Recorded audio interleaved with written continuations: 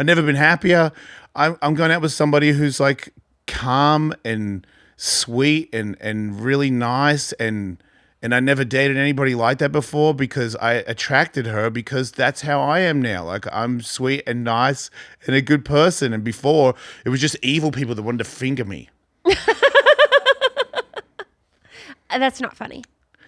It's a bit sad.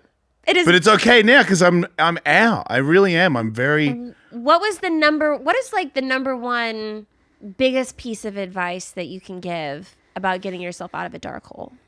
Oh, to not give up, because that's the thing. Like we break, it gets so heavy that we just give up. And then we use stuff to run from the problem. And then we wake up the next day and it starts all over again.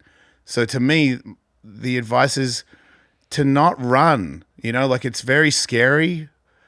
It's like I do this in my set sometimes, but I saw it somewhere where if you get dropped into a cave really deep and it's really dark to the point where you can't see your own hand in front of your face, you get scared. Like everybody would. If you can't see your hand right here, you would get scared. You start to imagine there's things out there that don't exist. And that's what it's like being like in this thing where you're running from your past, where if you smoke weed or you drink or you have sex with somebody or you eat Taco Bell, whatever it is that you do to run from stuff, you shouldn't eat that stuff, by the way. Taco Bell? Fat people. I can say it. There's fat people out there. Don't be so fat. And be like, oh, it's like you're gonna call me fat? Well, you are. You can be not fat. I can be. I can be not gay. I can be not a junkie. I don't see how that's funny. You could not be it. You just got to work at it. You got to analyze, why am I doing this? Why do I do it? What makes me do it? The things that, like, when things get tough, you go, let me watch Netflix, or I'll go out, I'll have a beer. Like, you're running from it. You got to sit with it and face it and analyze it. What can I do to change it? If there's nothing I can do to change it, accept it and move on. And I feel like a lot of people might be like, they can say, I've accepted it, I've moved on. You probably haven't. You need to really sit with it, like days, nights, by yourself, not like reading a book or flicking through TikTok. You got to sit with it and like really understand why you act a certain way when you hear or find out certain things. And you make those adjustments, and you have to work on it every day. You don't go, I'm fixed, let's go out. Like you gotta, it's every morning I wake up, I pray, I do a grateful list. Like I do things that are positive for myself. I eat right.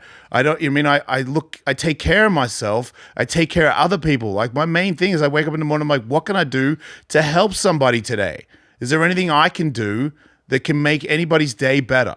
That's awesome. But when I think about that, you think less about yourself. Yeah. Because I think I've always been pretty hot on myself. Like I always thought I was pretty cool. Obviously, I am very cool, but like, relax. It's not that big of a deal. So in your relationship that you're in now, yeah.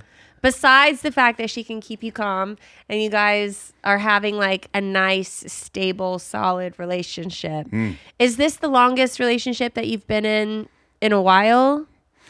No, after I got divorced, I slept with porn people because those were my only friends. And then I realized they weren't my friends. No offense to them. I understand they got their own circumstances.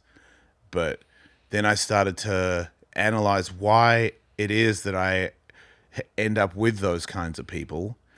And then I started to sort of cut that part out and try to find a normal person. And I think it might have been around when I saw you, where it was the only people that like me are crazy people. Yeah. And I know like I'm using words that like trigger some people, but it's not their fault either. But I get it. Like, look at the way I look. Like if you're into me, you're probably retarded, It kind of makes sense where you're like, yeah, maybe he'll choke me. And I'm like, ew, choke yourself.